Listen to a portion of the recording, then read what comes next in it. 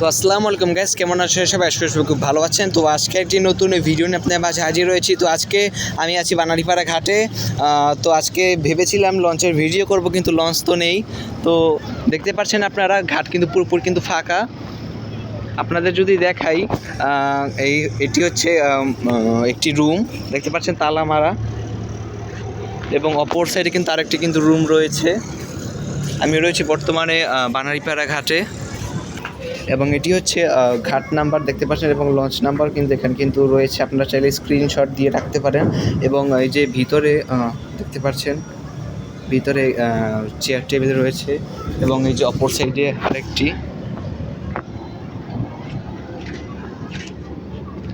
এইটির ভিতর এইটি একটু বড় কক্ষ। যাই হোক, এই হচ্ছে অবস্থা। এবং এখানে